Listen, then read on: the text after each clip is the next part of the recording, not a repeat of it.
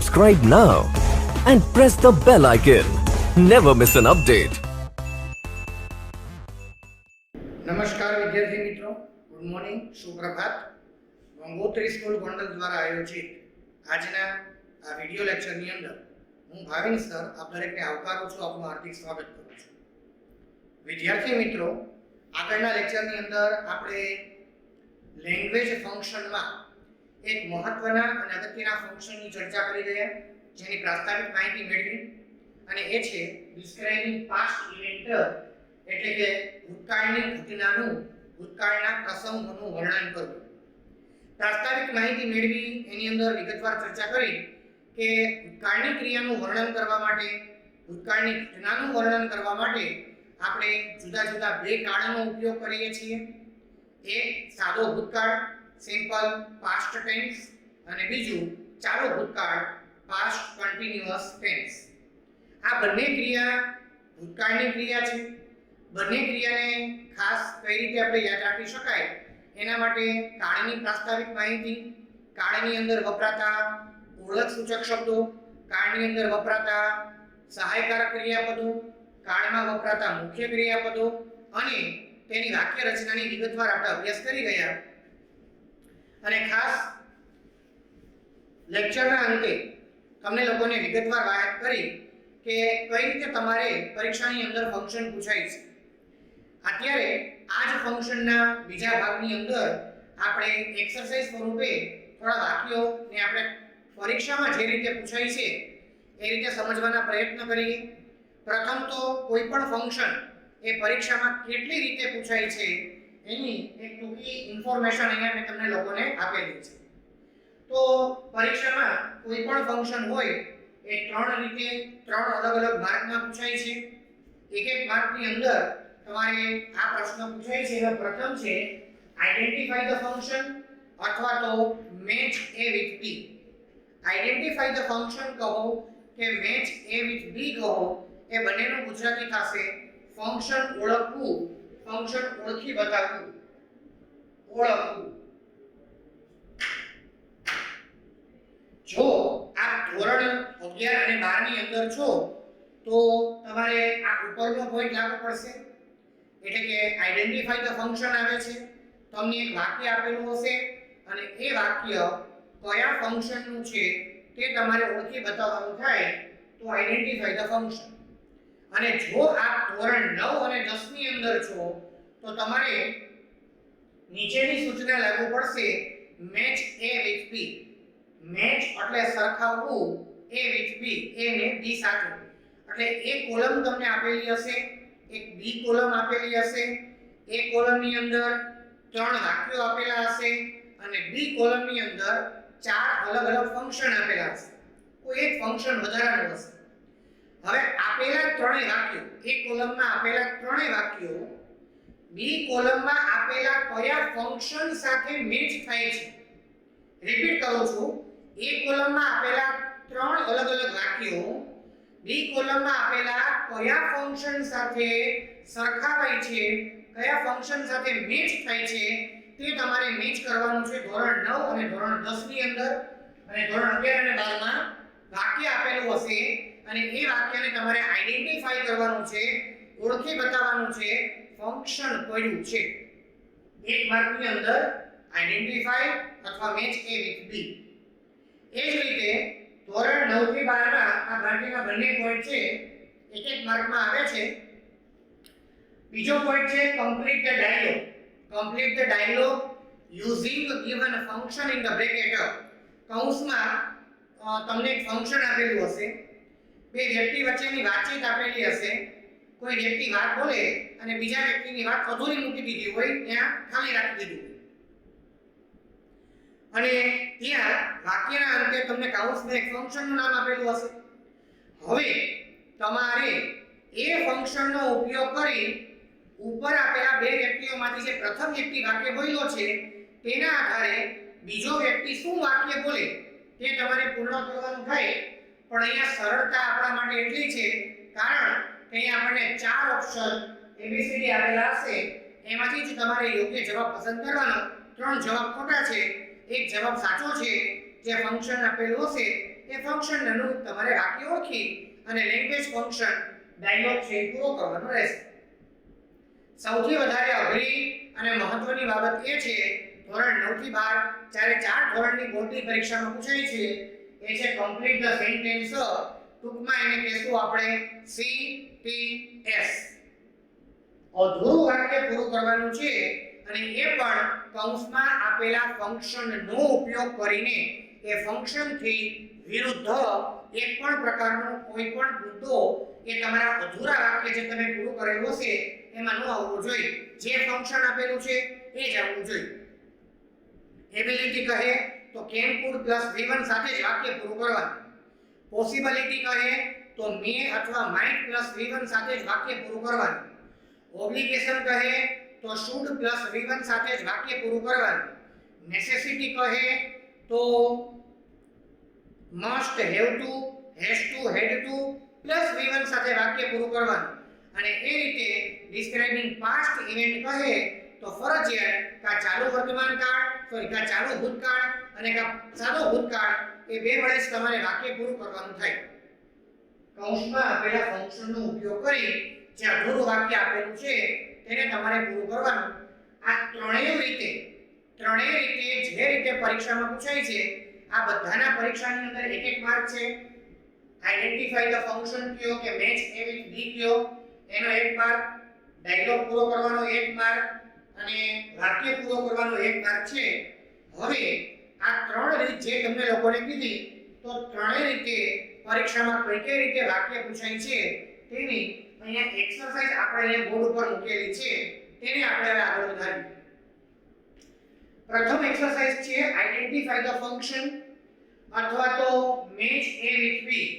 Mark છે 1 માર્કની અંદર તમે વાક્ય ઓળખી બતાવો કે કયું ફંક્શન છે અથવા તો એક કોલમના ફંક્શન સાથે એક કોલમના વાક્ય સાથે બી કોલમમાંથી કયું ફંક્શન મેચ થાય છે તે ઓળખી બતાવો. બંને માટે ક્રિયા તો એક જ છે. હવે આ સંજોગોમાં પ્રથમ કરવાનું શું? જ્યારે આઈડેન્ટિફાઈ ધ ફંક્શન કહે ત્યારે કરવાનું શું? આના માટે શું પ્રોસેસ છે? તો વિદ્યાર્થી મિત્રો ખાસ યાદ રાખજો કે આવા સંજોગોમાં પ્રથમ તો તમને જે વાક્ય આપેલું છે એ વાક્યને એક વખત શાંતિથી વાંચી લો. બીજું, એ વાક્ય કયા કાળમાં આપેલું છે, એમાં કયા ઓળખ સૂચક શબ્દો આપેલા છે અને એ વાક્ય દ્વારા કયો ભાવ વ્યક્ત થાય છે એ છતું કરી અને પછી એને આધારે તમે કોઈ પણ ફંક્શન જે એને મેચ થતું હોય તે તમે દર્શાવી શકો. તો વિદ્યાર્થી મિત્રો પ્રથમ આપણે વાક્ય જોઈએ. આઈ એટ પાણીપુરી યસ્ટરડે. ગુજરાતી થાય મેં ગઈકાલે પાણીપુરી ખાધી. વિદ્યાર્થી મિત્રો અહીંયા એટ ક્રિયાપદનું ભૂતકાળનું રૂપ આપેલું છે. અહીંયા યસ્ટરડે સાદા ભૂતકાળનું ઓળખ સૂચક શબ્દ આપેલું છે. તો એનો મતલબ આ આખી ક્રિયા એ મને સાદો ભૂતકાળ સૂચવે છે અને સાદો ભૂતકાળ સૂચવે એટલે એ મારા માટે ડિસ્ક્રાઇબિંગ પાસ્ટ ઇવેન્ટ આ ફંક્શન થશે. આ મારા માટે ડિસ્ક્રાઇબિંગ પાસ્ટ ઇવેન્ટ ફંક્શન થાય. શું કામ? તો કે મને V2 આપેલું છે અને સાથે સાદા ભૂતકાળનું ઓળખ સૂચક શબ્દ આપેલું છે.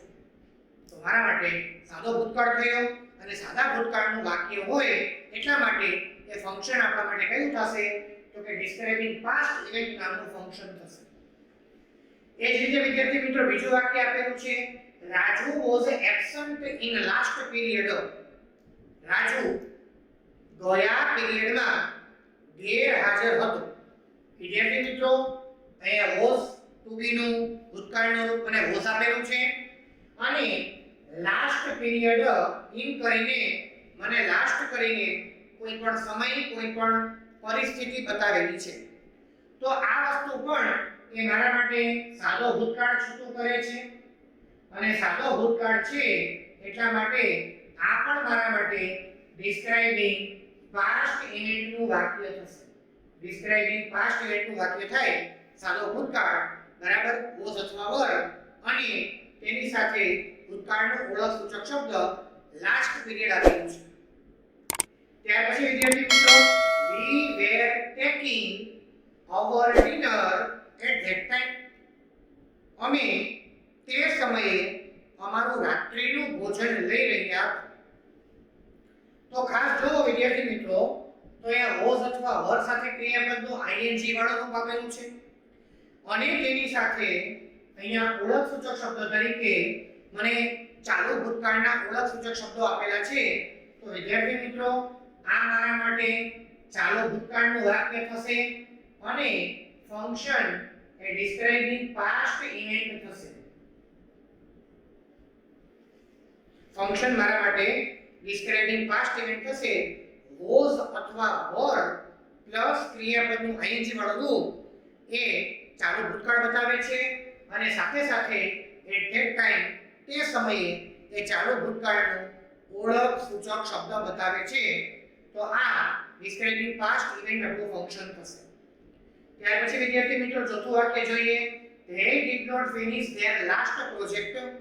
તેઓએ તેમનો છેલ્લો પ્રોજેક્ટ, છેલ્લી યોજના પૂરી કરી નથી. વિદ્યાર્થી મિત્રો, અહીંયા પણ did સાથે ક્રિયાપદનું મૂળ રૂપ આપેલું છે, સાથે નકાર વાક્યમાં નોટ બતાવેલું છે. તો did not plus v1 અને સાથે લાસ્ટ પ્રોજેક્ટ, લાસ્ટ કરીને કોઈ પણ સમયગાળો આપેલો છે. તો did plus v1 અને લાસ્ટ કરીને કોઈ પણ સમય એ મારા માટે સાદો ભૂતકાળ સૂચવે છે અને એ મારા માટે ડિસ્ક્રાઇબિંગ પાસ્ટ ઇવેન્ટ નામનું ફંક્શન થશે. તો આ રીતે વિદ્યાર્થી મિત્રો એ ફંક્શન આપણે ઓળખી બતાવી શકીએ. કઈ રીતે આપણે ફંક્શન ઓળખીએ છીએ તેની ખાસ માહિતી ધ્યાનમાં રાખવા જેવી બાબતો. અને છેલ્લું વાક્ય, Meera was churning the cold game. ત્યારે મીરા દહીં વલોવી રહી હતી. બરાબર? વળી પાછું વિદ્યાર્થી મિત્રો was there plus ing અને then એ મને ચાલુ ભૂતકાળનું ઓળખ સૂચક શબ્દ આપેલું છે. તો વાક્ય મારા માટે ચાલુ ભૂતકાળ થશે. સાદો ભૂતકાળ હોય કે ચાલુ ભૂતકાળ હોય એ બંને વાક્ય જે બતાવે છે એ ફંક્શન થશે ડિસ્ક્રાઇબિંગ પાસ્ટ ઇવેન્ટ. તો આ પણ મારા માટે ડિસ્ક્રાઇબિંગ પાસ્ટ ઇવેન્ટ નામનું ફંક્શન થાય. તો વિદ્યાર્થી મિત્રો, આઇડેન્ટિફાઈ ધ ફંક્શન અને મેચ A with B એમાં તમને જે વાક્ય આપેલા હોય એ વાક્યને શાંતિથી વાંચી કયા કાળમાં આપેલું છે, કઈ રીતે રજૂ કરેલું છે, વાક્યમાં કયો ભાવ છતો થાય છે, એને આધારે તમે એ વાક્યમાં રહેલું ફંક્શન ઓળખી બતાવી શકો. વાક્યમાં જે ફંક્શન છે એ ફંક્શન તમે ઓળખી બતાવી શકો. ત્યાર પછી વિદ્યાર્થી મિત્રો, જે બીજી રીતે આપણને વાક્ય પૂછાય છે તો કે કમ્પ્લીટ ધ ડાયલોગ, એમાં ચાર ઓપ્શન આપેલા હોય. તો અહીંયા પણ વિદ્યાર્થી મિત્રો અહીંયા complete the dialogue using given function, કૌંસમાં આપેલા ફંક્શનનો ઉપયોગ કરી વાક્ય પૂરું કરવાનું કહે છે. બે વ્યક્તિ વચ્ચેના ડાયલોગને પૂર્ણ કરવાનું કહે છે.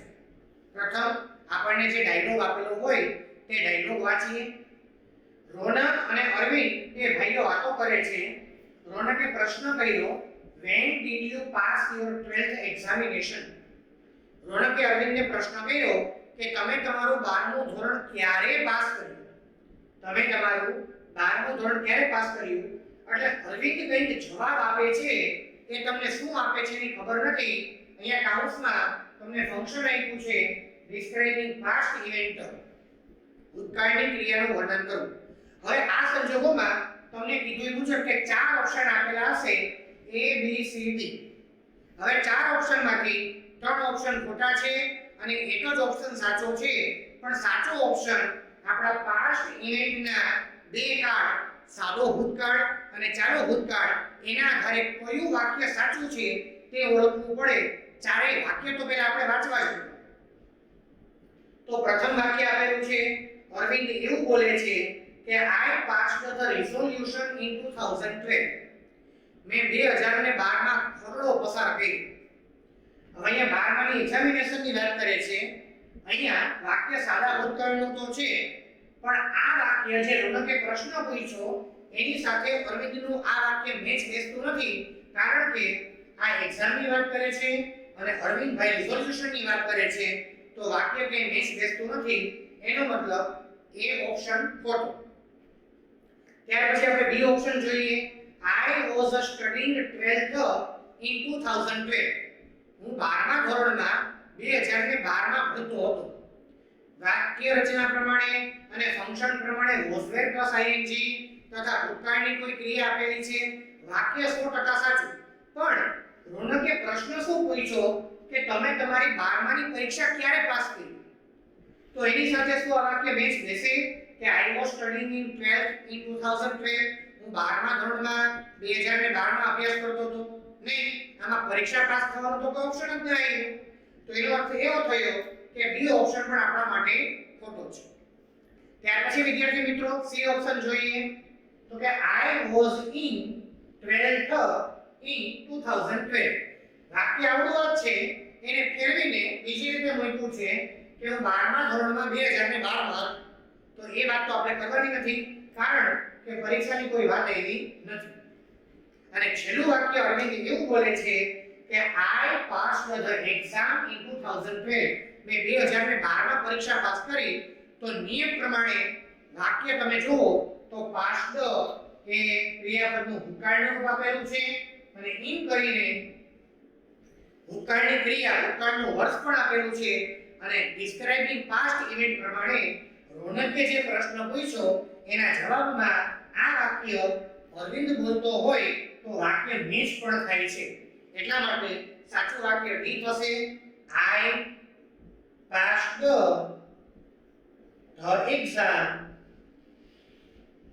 in 2012. મેં 2012 માં પરીક્ષા પાસ કરી. તો રોનકે પ્રશ્ન પૂછ્યો તમે ક્યારે પરીક્ષા પાસ કરી? અરવિંદે જવાબ આપ્યો મેં 2012 માં પરીક્ષા પાસ કરી. તો વિદ્યાર્થી મિત્રો જ્યારે કમ્પ્લીટ ધ ડાયલોગ કહે ત્યારે આ રીતે બંને વાક્ય પૂરા કરવાના. નીચેના 4 ઓપ્શન એ પરીક્ષામાં તમારે લખવાની જરૂરિયાત નથી, માત્ર સાચો ઓપ્શન વિચારી લ્યો અને એને યોગ્ય રીતે ડાયલોગમાં પૂર્ણ કરી લ્યો એટલે તમને 1 માર્ક મળશે. તો આ રીતે કમ્પ્લીટ ધ ડાયલોગ. હજીમાં બીજું એક વાક્ય આપેલું છે એ જોઈએ.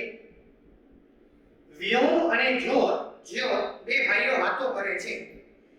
એમાં વ્યોમે પ્રશ્ન પૂછ્યો કે વેર યુ યસ્ટરડે? તમે ગઈકાલે ક્યાં હતા?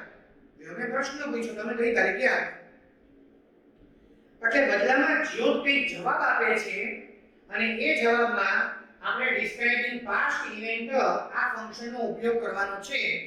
કા સાદા ભૂતકાળનું વાક્ય અને કા ચાલુ ભૂતકાળનું વાક્ય. ઓપ્શન જોવાના, ચારે ઓપ્શન સમજવાના અને કયું વાક્ય ઉપર આપેલા પ્રશ્નાર્થ વાક્યના જવાબ તરીકે મેચ બેસે છે એ ઓળખવાના પ્રયત્ન કરવાના. તો પ્રથમ વાક્ય છે I was not feeling well. મને બહુ સારું નથી, મને બહુ મજા નથી. હવે પ્રશ્ન પૂછ્યો વેર યુ યસ્ટરડે? તમે ગઈકાલે ક્યાં હતા? એના બદલામાં જો એમ કહે કે મને બહુ સારું નથી, એ વાક્યમાં મેચ બેસે તો કે નહીં? તો આપણો એ ઓપ્શન ખોટો છે. ત્યાર પછી એ બોલશે I was at my office. પ્રશ્ન પૂછ્યો વેર યુ યસ્ટરડે? તમે ગઈકાલે ક્યાં હતા? તો જ્યોત એમ કહે છે I was at my office. હું મારી ઓફિસે હતો. એક રીતે જોવા જઈએ તો નિયમ પ્રમાણે વાક્ય યોગ્ય છે. ક્યાં હતા? હું મારી ઓફિસમાં હતો. પણ હજી 2 ઓપ્શન આપણને આપેલા છે એ પણ જોઈ જોઈએ. ઘણી વખત એવું બને કે વાક્ય પ્રથમ દ્રષ્ટિએ તમે 2 ઓપ્શન જોયા અને બીજો જ ઓપ્શન સાચો લાગે, પણ પાછળ હજી વધુ નજીકનો કોઈ ઓપ્શન આપેલો હોય તો એ જોવાનું પણ મિસ ન થઈ જાય. તો ચારે ઓપ્શનને એક વખત વિગતવાર જોઈ જાય. અત્યારે બી ઓપ્શન આપણા માટે સાચો લાગે છે, પણ હજી આપણે સી અને ડી ઓપ્શન જોઈએ. તો કે I could stay at home. હું ઘરે રહી શક્યો. પ્રશ્ન પૂછ્યો તમે ક્યાં હતા અને બદલામાં જવાબ આપ્યો હું ઘરે રહી શક્યો. તો આ જવાબ મેચ બેસે નહીં, એના કરતા વધુ નજીકનો જવાબ બી છે. તો સી જવાબ ખોટો છે. એ રીતે જોઈએ બી I always went to the market. હું હંમેશા બજારમાં ગયો હતો. એક તો ઓલવેઝ કોઈ દિવસ સાદા ભૂતકાળની અંદર આવે નહીં અને હંમેશા બજારમાં જ હોય એવું ક્યારેય બને નહીં. એટલે આ ઓપ્શન પણ ખોટો. સાચો જવાબ આપણા માટે બી છે I was at my office. હું મારી ઓફિસમાં હતો. બરાબર? વ્યોમે પ્રશ્ન પૂછ્યો તમે ગઈકાલે ક્યાં હતા? એટલે જ્યોતે કીધું ગઈકાલે મારી ઓફિસે હતો. તો તો આ રીતે વિદ્યાર્થી મિત્રો જ્યારે તમને કમ્પ્લીટ ધ ડાયલોગ કહે ત્યારે કૌંસમાં આપેલા ફંક્શન મુજબ જ નીચેના ચાર ઓપ્શનમાંથી કયો જવાબ સાચો છે તે ઓળખી બતાવવાનું થશે. અને ત્યાર પછી વિદ્યાર્થી મિત્રો ત્રીજી રીતે કમ્પ્લીટ ધ સેન્ટેન્સ CES. બરાબર, આપેલ ફંક્શન અધૂરું વાક્ય આપેલું હશે અને એ વાક્યનો ઉપયોગ વાક્ય તમારે પૂર્ણ કરવાનું રહેશે. કઈ રીતે? તો કે કૌંસમાં આપેલા ફંક્શન મળે. અધૂરું વાક્ય કોઈ તમને આ રીતે આપેલું હોય તો ત્રણ વાક્ય મેં અહીંયા મૂકેલા છે. આ રીતે તમને અધૂરું વાક્ય ડોટ ડોટ ડોટ કરીને પૂર્ણ કરી દે, અધૂરું મૂકી દે અને કૌંસમાં તમને ફંક્શન પૂરું કરવાનું કહે, ત્યારે આવા સંજોગોમાં સાદો ભૂતકાળ અને ચાલુ ભૂતકાળ એની વાક્ય રચનાનો ઉપયોગ કરી ડિસ્ક્રાઇબિંગ પાસ્ટ ઇવેન્ટ નામના ફંક્શનના વાક્ય પૂર્ણ કરવાના થશે. તો પ્રથમ વાક્ય આપેલું છે Abhay dot dot dot dot dot describing past event. હવે વાક્યની શરૂઆતમાં તમને ક્રિયા કરનાર વ્યક્તિ કર્તા તો આપી દીધો. હવે જો કર્તા આપી દીધો હોય તો વાક્ય રચના પ્રમાણે કાં તમે સાદા ભૂતકાળનું વાક્ય પણ બનાવી શકો અને ચાલુ ભૂતકાળનું વાક્ય પણ બનાવી શકો. સાદા ભૂતકાળનું હકાર અને નકાર પ્રશ્નાર્થ પણ બનાવી શકો. નકાર અને પ્રશ્નાર્થ ત્યાર પછી ચાલુ ભૂતકાળનું પણ નકાર અને પ્રશ્નાર્થ બનાવી શકો. કારણ કે કર્તા એક જ આપેલો છે અને કૌંસમાં ડિસ્ક્રાઇબિંગ પાસ્ટ ઇવેન્ટ નામનું ફંક્શન આપેલું છે. તો સાદો ભૂતકાળ કે ચાલુ ભૂતકાળ કોઈ પણ વાક્ય રચના પ્રમાણે તમે વાક્ય બનાવો તો તમારું વાક્ય સાચું પડે. આપણે સાદા ભૂતકાળના નિયમ પ્રમાણે સબ્જેક્ટ +V2 +ઓબ્જેક્ટ અધર વર્ડ્સ આ રીતે વાક્ય બનાવીએ તો કોઈ પણ પ્રકારનું વાક્ય બનાવી શકાય. અભય સીધું ક્રિયાપદનું બીજું રૂપ મૂકીએ celebrated his birthday last week. તો સાવ સહેલી રીતે આપણે વાક્ય બનાવ્યું અભય ગયા અઠવાડિયે સાદા ભૂતકાળનું ઓળખ સૂચક શબ્દ પણ આવી ગયું તેનો જન્મદિવસ અને સેલિબ્રેટેડ ઉજવ્યો. અભયે ગયા અઠવાડિયે તેનો જન્મદિવસ ઉજવ્યો. તો રચના પ્રમાણે સબ્જેક્ટ +V2 ઓબ્જેક્ટ અને અધર વર્ડ્સ. તો આ રીતે આપણે સાદા ભૂતકાળનું વાક્ય એ પૂર્ણ કરી બતાવ્યું થાય. હજી ચાલુ ભૂતકાળનું વાક્ય પણ તમે પૂર્ણ કરી શકો આ જ રીતે. જેમ કે અભય was celebrating his birthday at that time. તે સમયે અભય પોતાનો જન્મદિવસ ઉજવી રહ્યો હતો. તો આ રીતે પણ આપણે સાદો ભૂતકાળ કે ચાલુ ભૂતકાળ છે એની વાક્ય રચના પ્રમાણે વાક્ય બનાવી શકીએ. ત્યાર પછી વિદ્યાર્થી મિત્રો બીજું વાક્ય આપેલું છે when I saw him. જ્યારે મેં તેને જોયો ત્યારે તે એક પ્રવૃત્તિ કરતો હતો. જ્યારે મેં તેને જોયો ત્યારે તે પ્રવૃત્તિ કરતો હતો. તો વિદ્યાર્થી મિત્રો when સાથે જ્યારે સાદો ભૂતકાળ હોય તો અલ્પવિરામ કરીને પાછળ એ હંમેશા ચાલુ ભૂતકાળનું વાક્ય આવે. ચાલુ ભૂતકાળનું વાક્ય બનાવવા માટે was અથવા were સાથે મુખ્ય ક્રિયાપદનું ing વાળું રૂપ વાપરવાનું થાય. બરાબર? તો વિદ્યાર્થી મિત્રો અધૂરું વાક્ય આપેલું છે when I saw him. જ્યારે મેં તેને જોયો ત્યારે તે જે પ્રવૃત્તિ કરતો હોય, આપણા મગજમાં જે પ્રવૃત્તિ ચાલતી હોય તે તમે કરી શકો. ત્યારે તે હોમવર્ક કરી રહ્યો હતો, ત્યારે તે ક્રિકેટ રમી રહ્યો હતો, ત્યારે તે ટીવી જોઈ રહ્યો હતો, ત્યારે તે નાસ્તો કરી રહ્યો હતો, ત્યારે તે કોઈ કહેવાય ને કે કોઈ પ્રોજેક્ટ બનાવી રહ્યો હતો. તો આવી અનેક ક્રિયાઓ તમે કરી શકો. પણ હા, તમારી વાક્ય રચના પ્રમાણે તમારું વાક્ય સાચું હોવું જોઈએ. આપણે સહેલું વાક્ય બનાવીએ when I saw him અલ્પવિરામ કરીને he was doing his homework.